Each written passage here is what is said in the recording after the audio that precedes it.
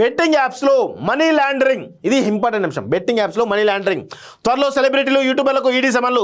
అయ్యో ఇది నా బాధ. అదే అసలు ఒక కేంద్ర ప్రభుత్వం కానీ రాష్ట్ర ప్రభుత్వం కానీ ఒక సరి అయినటువంటి పాలసీ లేకుండా వాటిపైన ఈరోజు సెలబ్రిటీలకు వీటికి చేస్తూ ఉన్నారు. సరే మంచిదే, చేయండి, అది కూడా బాగా నెక్స్ట్ ఏమైనా పాలసీ మారడానికి అవకాశం ఉంటుంది. పంజాగుట్ట మియాపూర్ పిఎస్లో నమోదైన కేసుల ఆధారంగా దర్యాప్తు.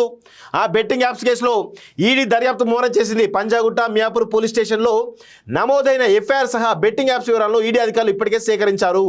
ఈ 2 కేసుల ఆధారంగా prevention of money laundering act PMLA కింద Hyderabad zonal joint director Rohit Anand నేతృత్వంలో అధికారులు దర్యాప్తు ప్రారంభించారు. మియాపూర్ పిఎస్లో నమోదైన కేసులో నిందితులుగా ఉన్నటువంటి రాణా దగ్గుబాటి, ప్రకాష్ రాజ్, విజయ్ దేవరకొండ సహా 25 మందికి త్వరలోనే నోటీసులు జారీ చేయనున్నట్టు తెలిసింది. ప్రధానంగా బెట్టింగ్ యాప్స్ ద్వారా నిర్వాహకులకు సమకూరుతున్న డబ్బు ఎక్కడికి వెళ్తుందనే కోణంలో ఈడీ దర్యాప్తు చేస్తున్నది. ఈ క్రమంలో సెలబ్రిటీలు ప్రమోట్ చేసిన 19 యాప్స్ నిర్వాహకులకు చెందిన బ్యాంక్ అకౌంట్ల ఆధారంగా బెట్టింగ్ ట్రాన్సాక్షన్ వివరాలను సేకరిస్తున్నారంటూ చూస్తున్నాం. సో బెట్టింగ్ యాప్స్ పైన ఈడీ ఫోకస్ పెట్టడం నిజంగా మంచి పరిణామమే.